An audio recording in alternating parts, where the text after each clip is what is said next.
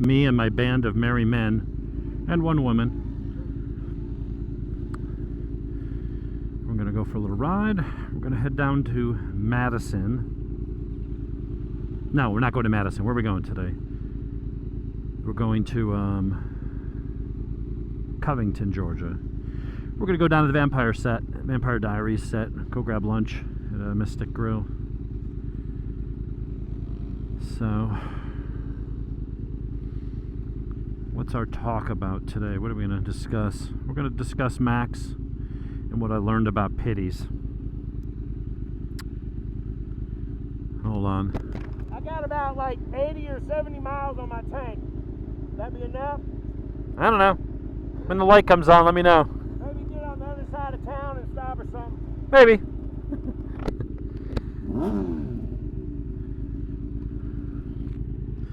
So we're going to talk about pit bulls, and I like the breed a lot. Here's what I found, and here's some things to keep in mind.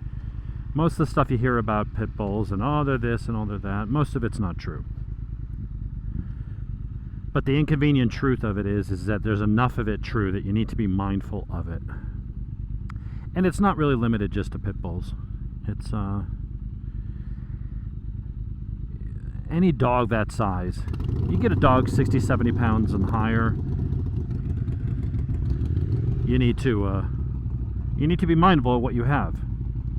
Doesn't sound like that big of a dog, but a dog that size will mess you up. Kill a kid. You know, John works in a hospital doing like physical rehab for kids, and you see kids with their faces come in ripped off. We'll stop it for gas if you guys need. Because God knows, when you show up 40 minutes late, you're also going to show up on empty. What? I said, because of course, when you show up 40 minutes late, you also show up on empty. You people.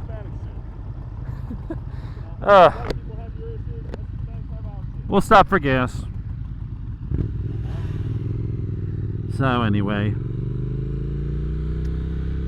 enough of it. There is some truth to, you know, pit bulls do tend to be, they can be aggressive. People are like, oh, it's because they were bred for this. Yeah, it was 100-something years ago. Here's the problem I have with pitties, and this is where the stereotypes do still sort of hold true. They're very stubborn. They're very strong. There are dogs that are bigger than pit bulls, but pit bulls are really freaking stubborn and determined. And they're one of those dogs, they mature very slowly. You know, normally you're like, oh, he's a puppy. You know, in a year you consider that basically, you know, being an adult. But pit bulls, like they don't stop growing till like 18 months. When they hit 2-ish, that's when they're sort of like a young adult. So there are some biological differences, I guess, between, you know, pitties and other dogs. But they're very stubborn, and here's the problem. You know, I talked to somebody on my channel, made a comment, well, this is what you get, you know, with pitties. And most people that have them don't have problems. Most people. And but enough do, and they get that stigma. And so it's something to be mindful of. And so the things I kind of learned here was, you know, pay attention to the signs. You know, Max he really was an amazing dog. He was like my best, you know, non-human friend. And always together. And but he had a little bit of a squirrely side to him. He would act out in ways at times that you couldn't really predict. He didn't ever seem to be aggressive towards people, but then as I think, well, there was this time, there was that time, you know. One time we were having a party and I let him out in the yard, and look, I had him on the leash. I was walking him over to go to the bathroom, and he smelled my dad's foot when he went by. And my dad has you know, they got dogs, and one of them wasn't neutered. He, you know, might have stepped in dog piss in the yard or something. And Max took one sniff of his foot, his sneaker, and he went to frickin' hit it.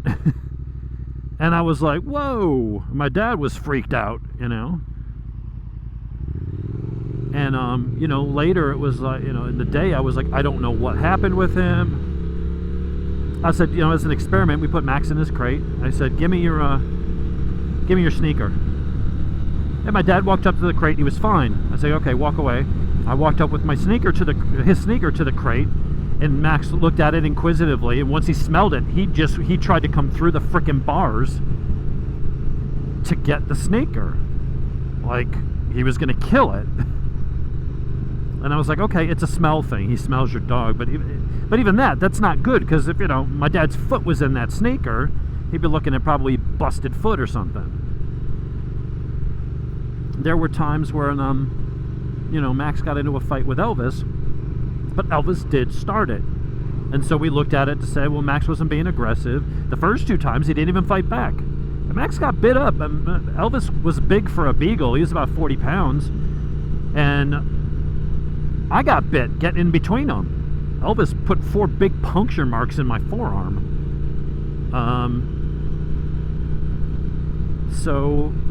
But I was like, the first 2 times that Elvis attacked Max, because we caught Max playing with his toys, Max just sit there and took it. Gemma, the little corgi dachshund mix, would snarl at Max all the time, and she'd lunge at him and he'd run away. So you're like, okay, he's a big chicken. But then one day, my wife, after Elvis had already gotten into 2 tussles with Max, put him in the same crate. I don't know why. And when Elvis went off on Max, Max tore him up. Took his ear half off, stitches in his face, puncture marks in his jaw, pulled part of his eyeball out. I mean, he messed him up. And we got him patched back together to the tune of several thousands of dollars of surgery. You know, but you look at that as an isolated instance. Well, he was defending himself. But then there were times where Max would, you know, maybe snap at Bella. Now with Bella, he never actually put his mouth on her. But he looked like he was going to kill her because she got too close to him, or she was sniffing at his butt, or, you know, something like that, and he didn't like it. But then 5 minutes later, he'd be prancing around playing with her and playing chase, letting her chase him. So it was very weird that it would just be like this Dr. Jekyll 99% of the time, and then Mr. Hyde. Some other examples, you know, we went and put him in training. We got him neutered, you know, waited months for the testosterone to kind of get out of his system, and got him some really good training. It was expensive as shit. And it seemed to help for a little bit, but like he'd be up in the room with Donna in her office, and if Poppy or another dog walked by the door, he'd see that dog and he'd go at him. And it's like, dude, these are your pack mates. Like, what are you doing? One of our neighbors, Liz, she's like 83 years old. Donna had him on the leash, was walking down the street. He sees other people, he wants to lick them. He looks at Liz, and he wanted to kill her. And Donna's like, I don't know why he's doing this. He just saw her for whatever reason. He just didn't like Liz. But then the mother-in-law, Liz, was also an old lady, totally fine with. There's a lot of these things that just after, you know, I've been introspective this week, obviously, kind of looking back, and you're like, oh, the what you thought was a one-off here, a quirk there, was part of a bigger pattern. And those are things that you have to watch out and be mindful of when you're dealing with a dangerous animal. And that could be a German Shepherd. There's certainly been Rottweiler attacks. There's been German Shepherd attacks. There's been Doberman attacks. Mastiffs, Connie Corsas, Dogo Argentinos. Any of these larger, muscular, strong dogs that are strong-willed and have been used at some point for hunting or baiting bulls or whatever, you know, there's some of that DNA still in there. And so I would say, don't let me, my situation with Max, as horrible as it was, it hasn't dissuaded me from ever having a Pittie again.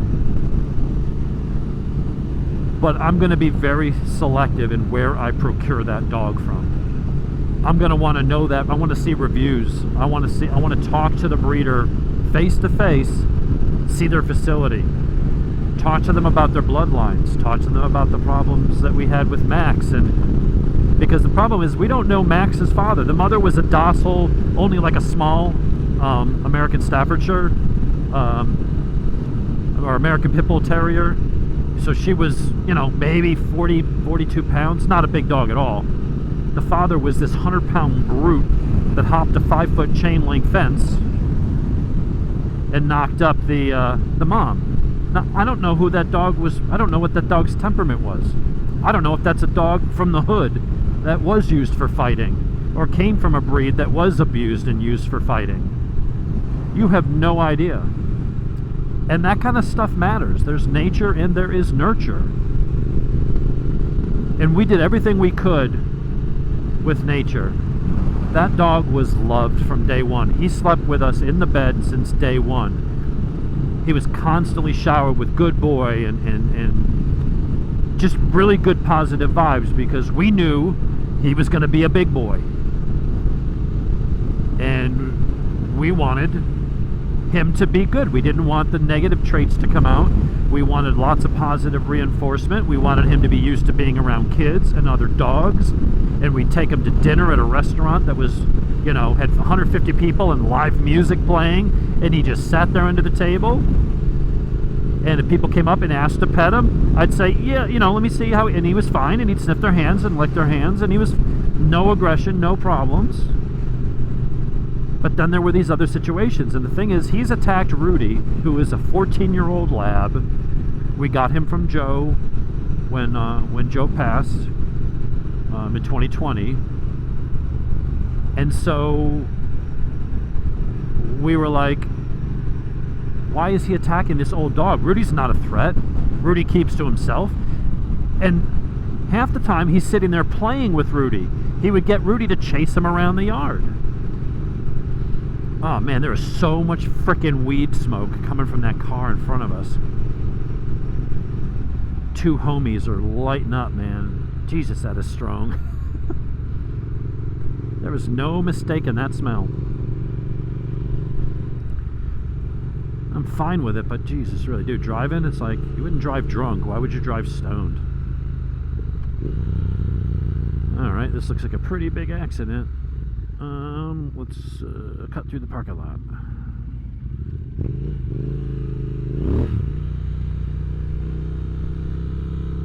So that was, we did everything right. We got him training. We tried different ways of disciplining. We tried different ways of integrating him into the pack and making sure he was good around other people and kids. But he was getting a little bit worse. And he was attacking Rudy more often. He went after Poppy one day because Poppy walked past Donna's office, and he just went to hit her. And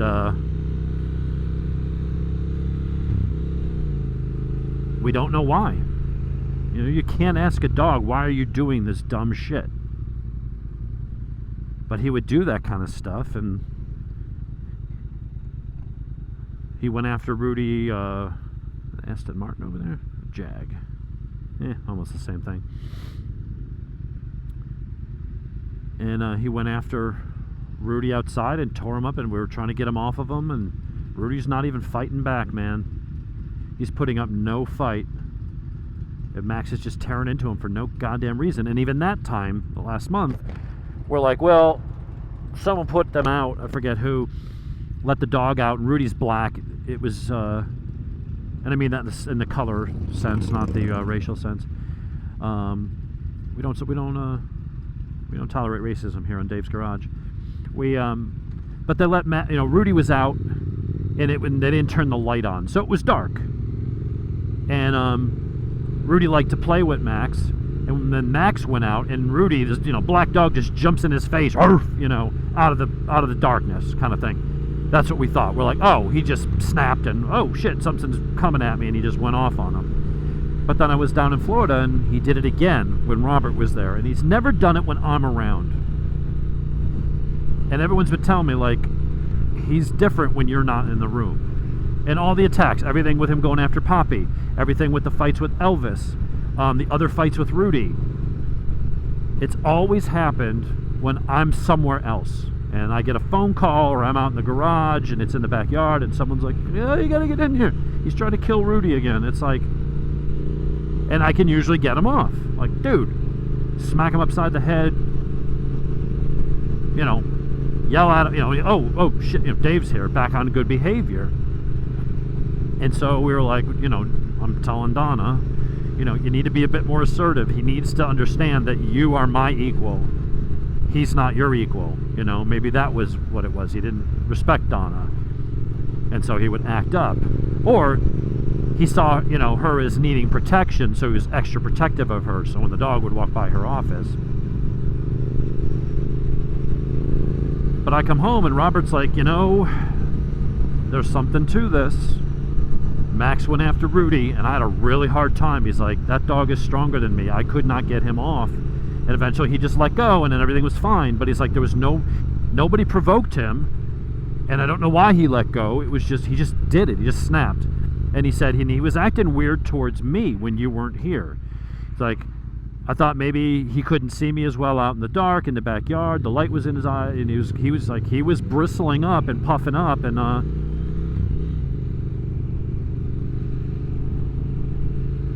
he said he was growling at him, and he kept circling, trying to get behind him, and he's like he was going to jump me.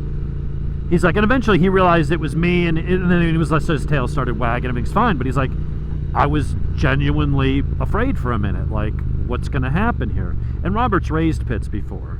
I mean, so he knows some of the danger signs to look out for, and he's like, my spidey sense was on high alert right then. And we're talking about it, because I've been home for all of 10 minutes, and he talked about what happened with Rudy, and I said, that's weird, he's never done that when I'm around. And so I let Rudy down, and I made sure to stay there. I'm like, Max, be a good boy. Rudy, good boy, go get a drink, and everything is fine. And Rudy literally just walked past Max, and Max just pounced. And the two of us grown men could not get him off. And I'm like, this is going to be really bad. Rudy's going to be, it's going to be another emergency vet bill for $3,000. And Max got off him. He's all covered in blood, and like everything's, but then he's like, everything's fine. And it's like, you know what, dude, this isn't fine. And that was when I had to make that call of, I can't, if he's getting worse and there's no way to predict it. It's like, Xander's got a really strong prey drive, and he'll kill a cat or a tiny teacup dog. That's a prey drive. He's not aggressive. There's a very big difference between prey drive and aggression. He just sees something and he's like, oh, that's a rodent. And some dogs are small and like rodents. And so, God, I'm still smelling all that weed. These guys are the worst. So the call had to be made. And it really was awful having to do that. I loved my guy. In most ways, he was one of the best dogs I've ever had. But, I was talking to my wife, and it's like, there's certain behavioral issues. I don't take putting down a dog lightly. Never have. Xander killed 2 of our cats and 1 of our dogs. I was like, okay, this is not fair to our animals to have this dog here. It was a rescue, and with rescues, you try to do the right thing. You're like, this dog seems amazing. I'm going to give him a good life. And then it just doesn't go that way. And so,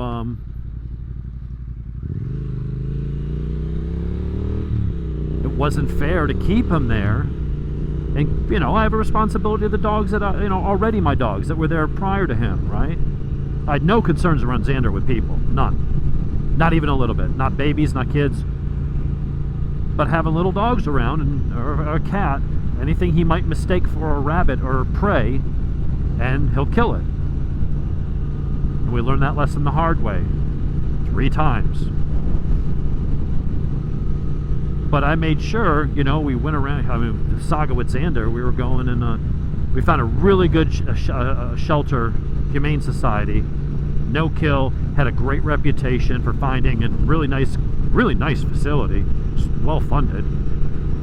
And they said, yeah, bring him up, we're going to do a 10-minute interview kind of thing with him, an inspection, and because we don't want problem dogs, we want good dogs that we know we can find homes for and aren't going to end up back here or in another shelter, right? So he was there, they drew some blood, they're like, oh, he tested really high for heartworms, can't take him. I'm just like, and nobody else would take him. All the shelters around were full. We put out the news on Facebook everywhere. Nobody could take him, especially because most people have a dog and a cat, or have a little dog, and it makes it really hard to home him. So I talked to a shelter. She's like, Evelyn's place up in Gainesville. She's like, look, I don't have room for him. I am at capacity, slightly over. I said, then I got to take him to Hall County, and he'll be there for a certain amount of time. And I cried on the way over because he was a really cool dog. I felt really bad dropping him off, knowing. But luckily, I did talk to her before, and she's like, look, I know the people over there. If they put him on death row, I will let them know. You call me. And she's like, I will find room for him. And he was there for 3 weeks, and they were going to put him down because nobody wanted a dog that wasn't good with cats and would kill little dog. Once a dog, because you have to disclose it. It's not like, I guess I didn't legally have to, but I'm not the kind of person that's going to take a dog that might be dangerous to someone or their pet and just pawn them off on someone else and make it somebody else's problem. So I took Xander over there, and it was very sad, man. I felt horrible. And I'm getting choked up a little now thinking about it, even though Xander's sitting in my house right now. But it affected me, and it wasn't something I took lightly. But so they said they were going to put him on death row, and Evelyn came and picked him up. And he was there for, I think, almost 19 months. And I went over every Friday and sat with him, spent half an hour there, walked him around, brought him toys, brought him treats, brought treats for all the dogs that were there. And that was my Friday ritual at lunch.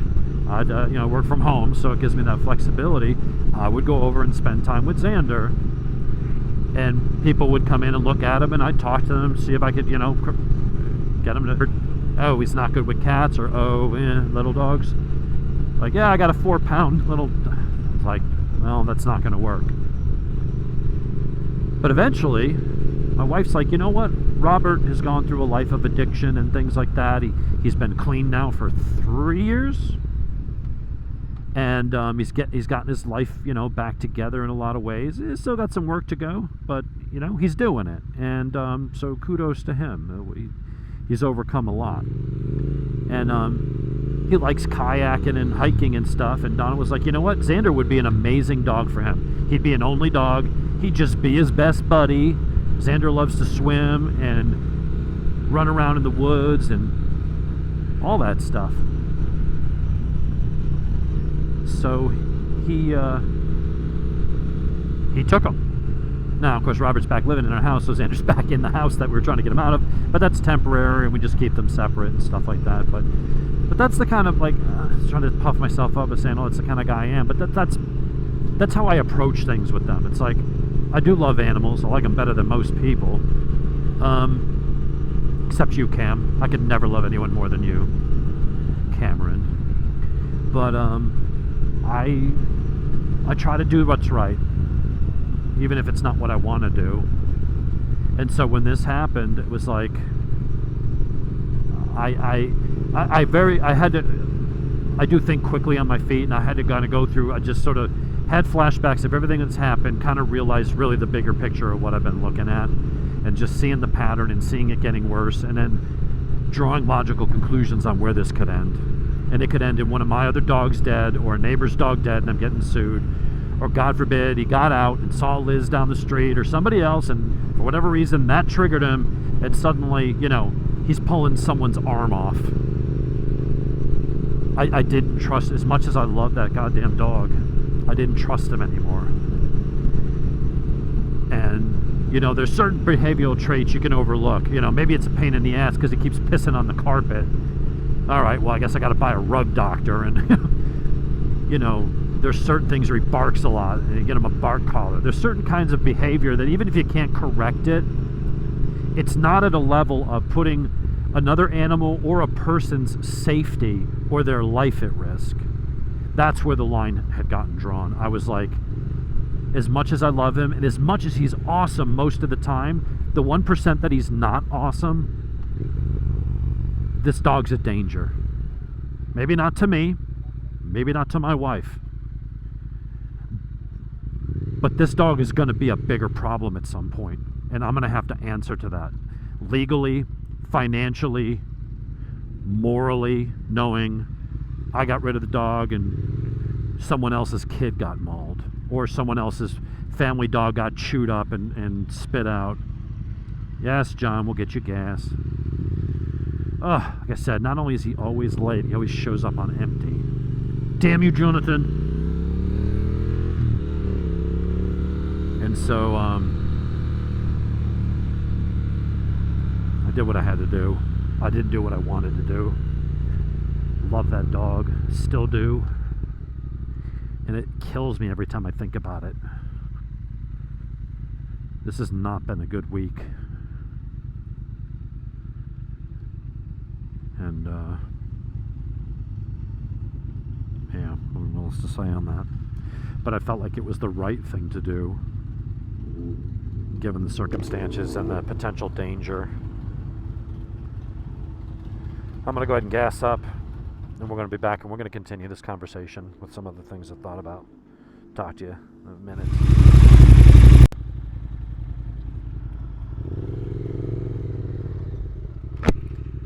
All right, we're back. So, I'm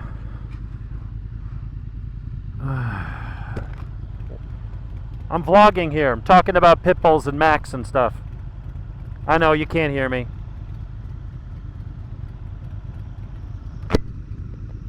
So, yeah.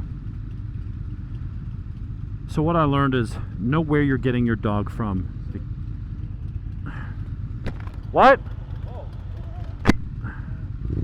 Why are you interrupting me, Jonathan? You don't even have anything to say. I love Jonathan, but he's goofy sometimes. So anyway, yeah, I mean, that was a super tough call. And I didn't make it lightly. I just had to look at the facts. And the thing is, it would be very selfish for me to not feel as bad going, well, let's rehome him. I can't in good conscience do that. I have to disclose, here, have a big, dangerous, strong dog that, you know, has got some problems and might eat your kid or might snap on a neighbor one day or could kill your other dogs, like, you know, without warning. You may get along with him, everything seems great. And then all of a sudden it's not. You know, it's just, you put him in a shelter. If you don't disclose that, they're either going to put him down because they're going to realize he's a problem, or, you know, so he gets homed and then there's a problem. And either they put him down or they put him back in the shelter, or he just lives in a shelter and he can't get, and that's no goddamn existence. That's no way to live. I mean, and for me it would be so, oh, come on, what the shit is going on? Do people not know how to go through a goddamn intersection?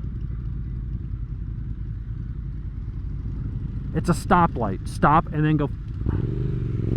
People are fucking jerk-offs. Jesus Christ. They think this is a place to pull over and hang out. It's like, no, this is a road. He's fucking with his phone.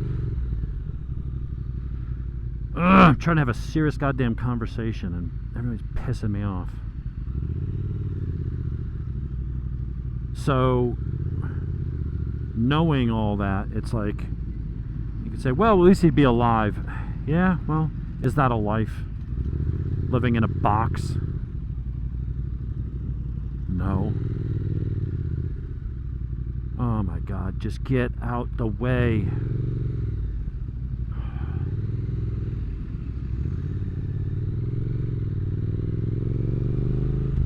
And so it was like, well, what are my real options? Put him somewhere he's going to be absolutely miserable. And I didn't want that. And he could say, well, at least he's alive. But you don't know that you're dead. So, you know, there's no easy answer here, folks. I didn't want my problem, you know. He was my problem. I was his owner. And so I had to take care of it. I couldn't just pass it off to somebody else, put someone else's dogs or kids at risk. and I didn't want to sentence him to a horrible life in a freaking shelter. And so it was what it was. I had to make the damn call. Now, would I get another Pittie? Because I've been doing a lot of research, and people are right. There are more pit bull attacks than other dog attacks. But I was explaining to somebody, and my wife and I were talking about this the other night. That's true. And I look at that as the what. The what is the number. What's the incidence of reported dog bites or reported dog fatalities or serious injuries?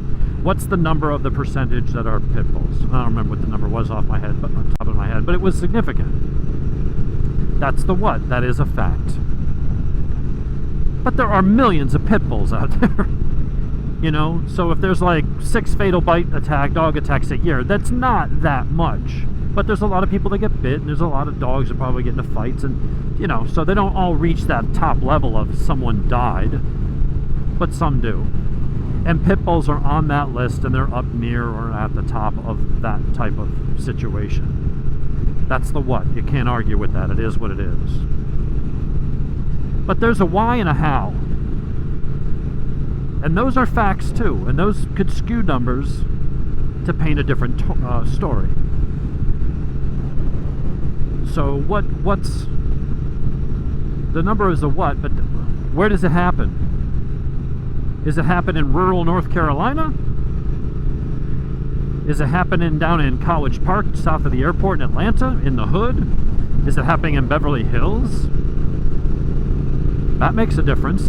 You're dealing with a different caliber of person. And I don't mean it along racial lines, although demographics and poverty and certain areas do go along more racial lines, but that's not necessarily the root cause. It's just a related statistic. But it matters where these dogs are coming from. If they're backyard breeders in the hood and they're being used for fighting or guard dogs, or because people just want tough, mean dogs for street cred, well, that could skew the numbers up. If it comes from a nice clean bloodline with no incest and much better temperament that can go back generations, and being bought by people that have money and are responsible with their dogs,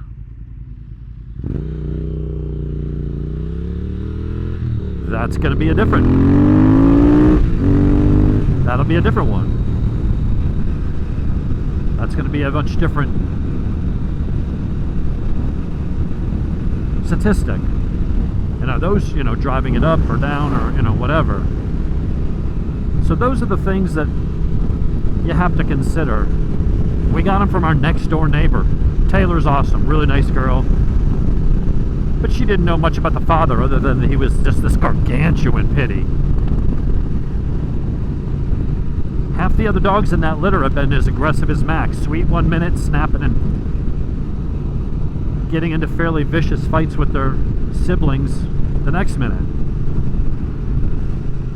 Some of them were okay. Some of them were a little bit more like Poppy. Probably took more after the mother. Some of them are clearly taken after the father. And that's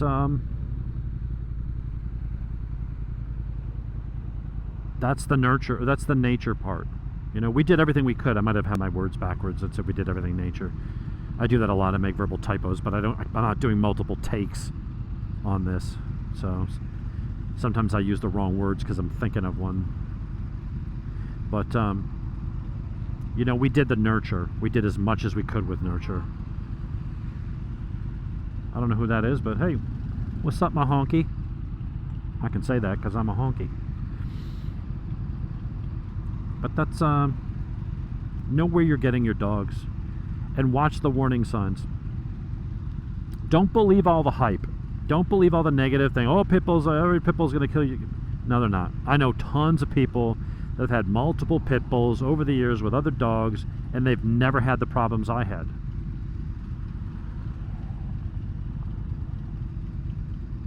It's sometimes the luck of the draw. You don't know what you're getting when you have a stray dog mating with your dog.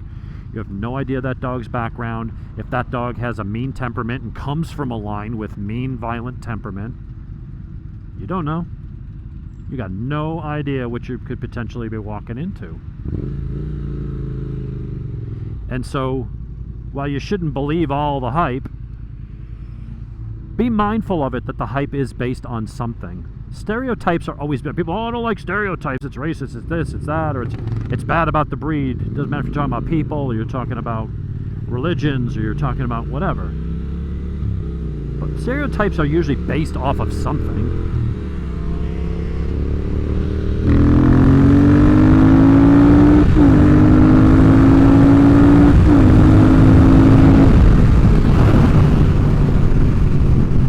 Probably like half throttle on rain mode. I was wide open. So that's one of those things where you got to be mindful of it. You know, it's like carrying a gun with great power, and I don't mean power like, oh, look how powerful I am, but you have the power to take a life. You have to respect it, and there's a lot of responsibility to make sure that you don't abuse it, you don't misuse it, or use it when it's not, you know what I mean?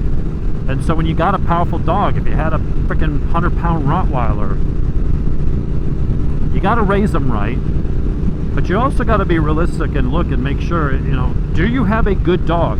If you don't, can it be corrected? And if it's not if you're not able to correct it, you're going to have to make a tough decision. I couldn't in good conscience pawn that dog off on someone else and just hope for the best. If he's that potentially dangerous and getting a little worse, where I'm concerned about safety of my animals or people coming to my house, or even my wife at some point. If I'm concerned enough that I don't feel comfortable having that animal in my house anymore, then he doesn't belong in someone else's. I can't push that on someone else or keep them in the dark. And I get a call one day, hey, has this dog ever done such and such? Because my kid's got 90 stitches in his face. I don't want that on my conscience. Just so I can feel, what, because I was selfish and I didn't want to feel bad for putting the dog down. So I make my problem someone else's. I'm just not that kind of person. He was my dog. He was my friend.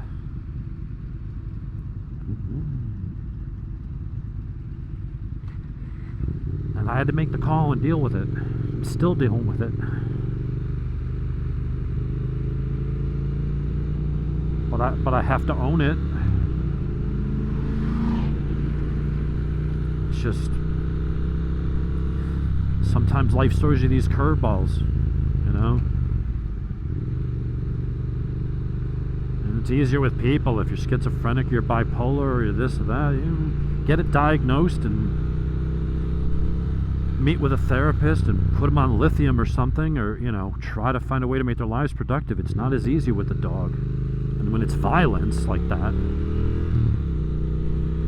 then you have to keep them away from people that they could, or things that could be a danger to. I'm not going to get rid of my other dogs and try to just live with just me and my wife and stay in the house and don't have people over, and you know, or if they're over, you know, I can't have any other dogs in the house, and if they're in the house, then, you know, they're gonna always be in the crates. It's I can't live like that. Can't live like that. And he shouldn't have to live like that.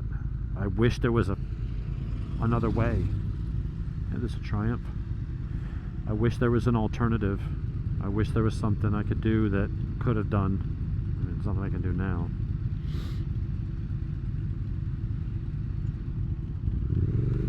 Well, maybe learn from my experience. I don't want to say mistakes, because I don't really think I did anything wrong. We tried everything, man. Over 14 months. Over 14 months we tried all that training and conditioning and controlling the environment and who we had access to, and it just couldn't make it work. I may get another Pittie, but like I said, I'm going to sit down with the breeder. I want to meet him face to face and say, this is what I've experienced in the past. This is what my current dog home life makeup is. This is the size yard I have. I mean, I'm going to go through it with them, and it's like, I'm going to want to know. I love the Pittie breed. They're just energetic, loving, fun-loving animals. They just want to make you happy. They just want to goof around, clown around. But I have to know that I can trust them, and I have to know that they don't have this genetic disposition to just snapping and ripping up another animal or something, you know? It's just...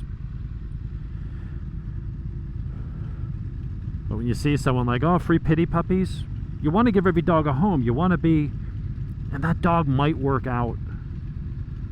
Most of them probably work out. Hey, someone was giving away puppies. He's been the best dog I ever had. I know, I want to hear from people like, that's the story. I know. And you could go to a good breeder and get one that could be a problem. Although the breeder, you know, if you don't buy them too young, the breeders have a sense for, this dog might be a little bit of a problem. And those are the ones that they're going to neuter right away because they don't want that in the gene pool, because that's bad for business. You know, people that breed pit bulls, they want the pit bulls to be friendly. They want people to want pit bulls because that's how they make their living. So it is in the breeder's best choice, best interest to make sure that, you know, they raise good pit bulls. And if they see undesirable traits and aggression, out the pool. Get out the gene pool. And that's the way it should be with a good, legit breeder. When the next door neighbor's dog gets knocked up by a stray dog, maybe not the best way to, you know, procure a dangerous dog. So that's my advice. Those three things is, don't ignore all the negative press and the bad hype, but don't be like, oh, you can't have pit bulls, because right now there's a million pit bulls out there that aren't doing anything wrong and they wouldn't harm a fly. But like all stereotypes, there's something that started the stereotype. Doesn't mean it's the majority, but it was enough of a pattern or trend that people took notice of it and it became common knowledge. This is one of those things. And if you see that, nip it in the bud. Get some training. And if it's not enough, most of the shelters that I call around to when we're trying to find Xander homes and things like that, at least 50 to 60% minimum of those dog populations in there are pit bulls, pit bull mixes. And they're there because the owners couldn't handle them or the dogs were a problem. And they didn't want to have to make the call to put the dog down, so they just took it to a shelter. Which is what I did with Xander, because Xander was different. He wasn't violent towards people. If he was in a house with no other pets, perfect. No problems, no concerns, trust him implicitly. Spent enough time around him over the last 3 years. I trust that dog. I wouldn't trust him with your new cat. And I'm iffy with a 5-pound Chihuahua. But if he's in a home that doesn't have those things, no problem. Max, I don't know. The way he was getting, and it may have just been, you know, they say when pit bulls get older, they hit their adulthood, their personalities change a little bit. Sometimes they mellow out. And they become more docile. They've been neutered long enough, that puppy energy and the testosterone is all out of them, and they become love bugs. Put on a few pounds and they just want to snuggle. Mine was feeling like it was going the other way, being more territorial, a little more challenging, a little more alpha, a little more aggressive, and it was scary at times.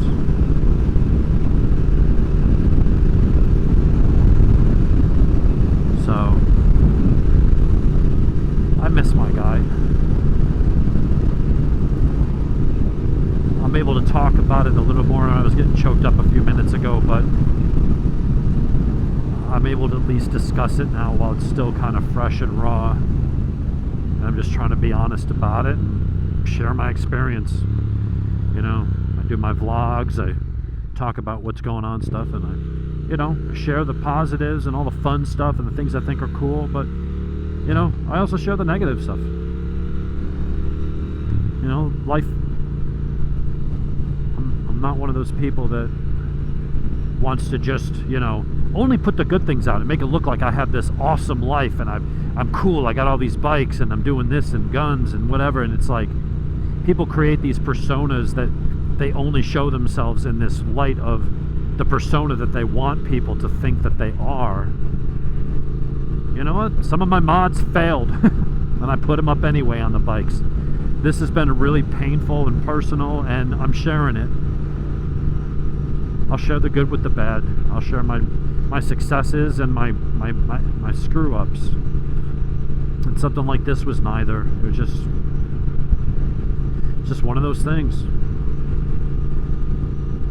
But if anybody can learn it from it and just keep an eye on those things, and if you do get into that breed, do your homework, man. You don't want to be one of those people that's on the news trying to explain how, well, he was always nice, and you know, your kid's getting reconstructive surgery on their face or something like that, or explain to your kid why the other dog is dead. Nobody wants to deal with that, so try not to get yourself into it in the first place. That's my best advice. All right, everybody following? Yeah. Oh, little lip there.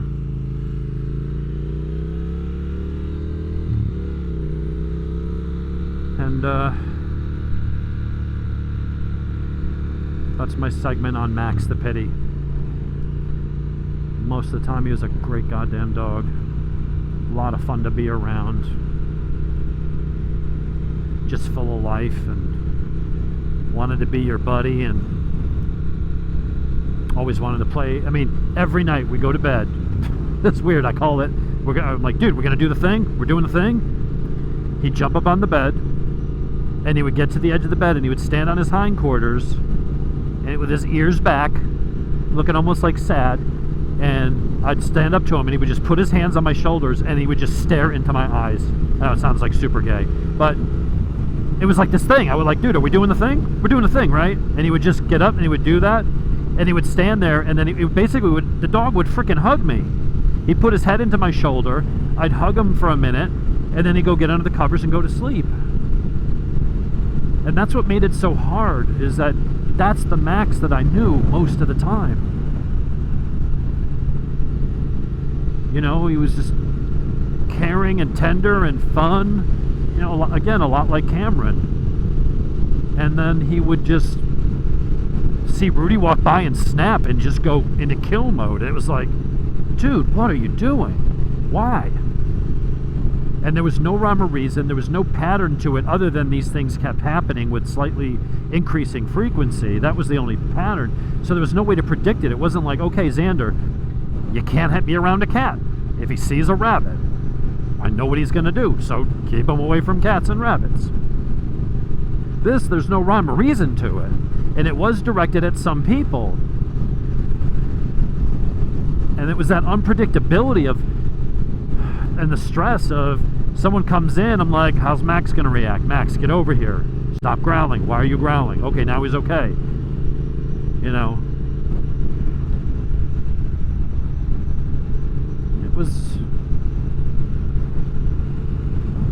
It's sad. I have a lot of good memories with him, man. We had a lot of good times with that guy, and I'm really gonna miss that. I'm not gonna miss the dog fights and that stuff, and I guess maybe I should think about those more instead of only thinking about the good things. Maybe help me get over it a little bit more, but part of me is always gonna be second guessing. I think I made the right call for everybody's safety, and just not wanting to put that on someone else. But at the same time, it's like part of me is always going to second guess, did I do the right thing? Slowing down to create a gap. Don't you dare jump out in front of me.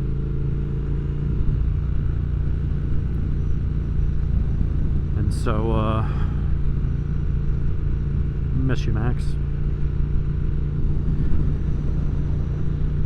It sounds so stupid to say. I was looking forward to a whole long life with you. That's what you say to your wife. And I do say that to my wife. But in a way, it was true. It's like I got him, you raised him right, and I'm like, this is going to be my guy. I got 10 to 12 good years with him, and it's going to be awesome. Be there with him, you know, his whole life, from a puppy to a, you know, elderly dog, and we're going to have some good times. And it just didn't work out that way. That's it. It's just a definite sense of loss. Oh, looks like we're turning before. Ah, damn it. There's a really cool little twist that goes over the lake, but oh well.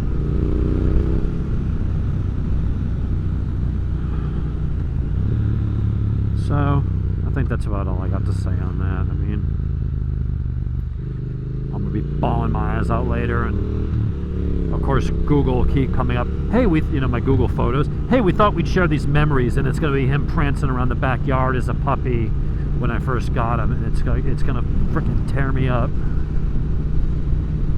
But I guess I got to just focus on the good memories that I did have with him. It didn't last long. And I realize to some people this isn't a big deal. I mean, most people love dogs and would be upset by this, but I'm not in any way equating this. I mean, this is one of the worst things that's happened to me, but I still have my parents. I never had a kid die, right? I didn't see my mom go through cancer and die, like Jim did. So, to most people, this is probably a 4 or a 5 on a scale of 10. Watching your kid die is a 10, right? And it's not in that ballpark. But to me, I've just never had those kinds of experiences. I've been fairly lucky. Most of my grandparents died at old age. My grandmother died at 101. My great-grandmother died at 100. I mean, and they went peacefully in their sleep, I've never really dealt with too much of this kind of stuff. And especially me having to make the decision. If a dog just dies, it's sad, but you're like, unless you own a tortoise or a military macaw, some kind of a big parrot, you're going to outlive your pets. That's just the nature of it. And there is some comfort when it's still horrible, but when a dog is old or sick and you have to put them down, you're ending their pain. You're like, they had a good run. I got 9, I got 15 years and a lot of good memories, and they were in good health and they had a good life. And that's all you can expect. That's all you can hope for. And you're putting them down when they're that sick and in pain, you're doing them a favor. They're in pain. They don't have the quality of life. They're miserable. And you're ending that pain. You can take some comfort to at least take a bite out of the grief, right? When a dog is healthy and good most of the time, that's the freaking hardest part. So, anyway, there's a Saturday morning ride. Well, it's actually afternoon ride with Dave podcast. I wanted to talk about this at some point. Talk a little bit about the breed and the importance of having a good breeder. The importance of all that and knowing where your dog's from. If it's a poodle or if it's a frickin' chihuahua, you're not going to be worried about it. If you got one that's kind of mean, the dog bites your ankle, you're going to go, doof, dude, get off me, and it ain't going to be a thing. You do that with this dog or a mastiff or something, and they take your leg with it. And so you have to use care. You got to use some common sense, and you got to be honest with yourself. It's like being in a bad relationship. It's like toxic at times. Well, I love them. I don't want to be single. I don't want to break up with them. I don't want to hurt their feelings. And so you sit there in that relationship, and it's like, well, maybe you can tolerate it and learn to live with it. And you put up with the bad to get the good.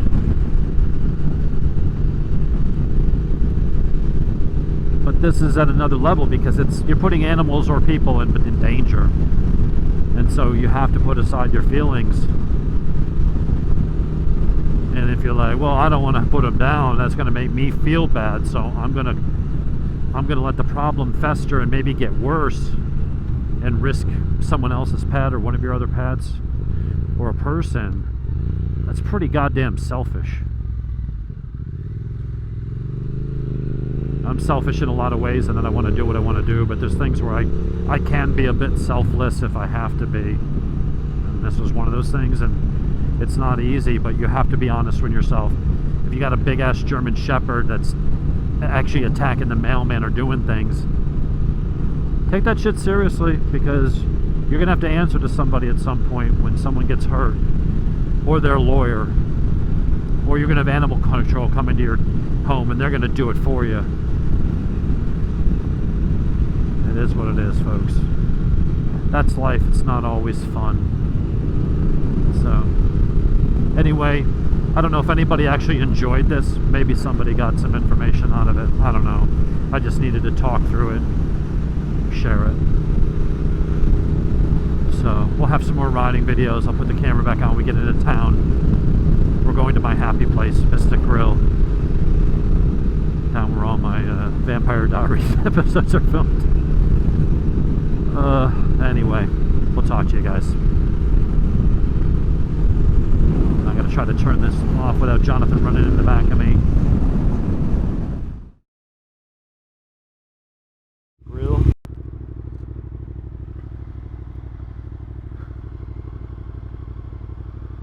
Come on, John, get that piece of shit out the way.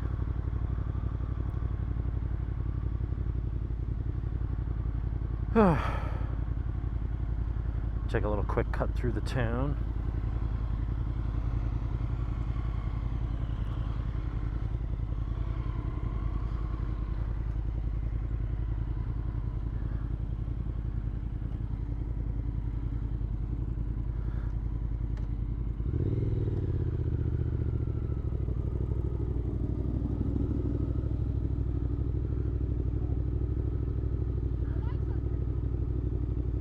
Huh?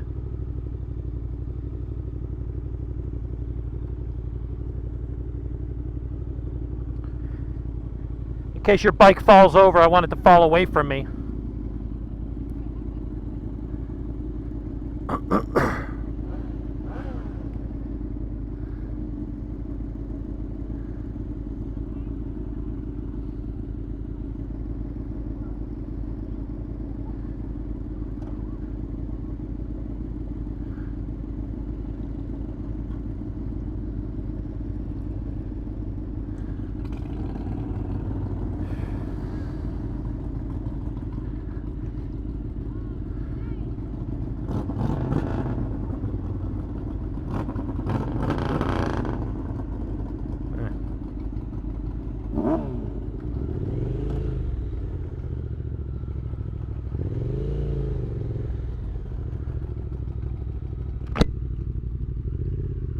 Wait for these clowns. Come on, guys.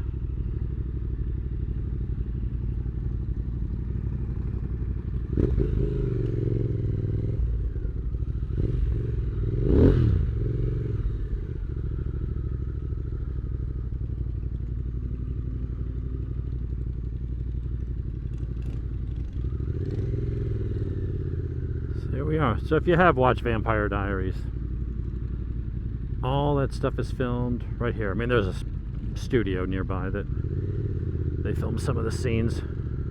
And actually, the inside of the restaurant is not the actual set. The outside and all this stuff is.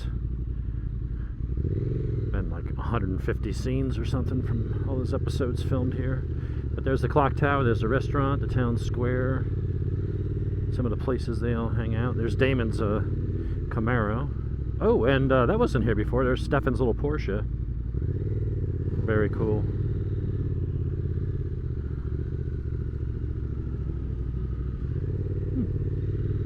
All right.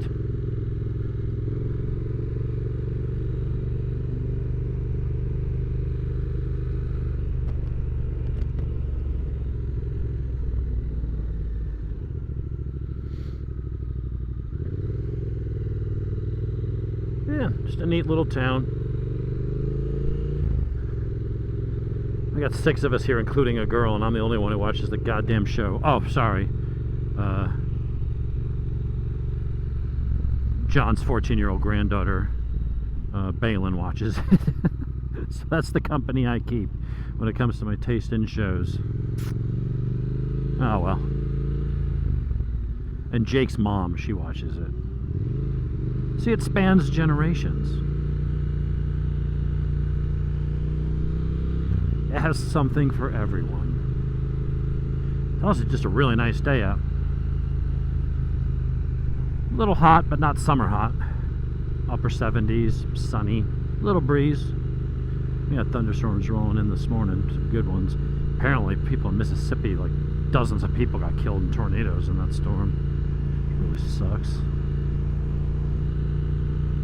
One of these days we'll go over to Conyers because that's where they filmed Originals.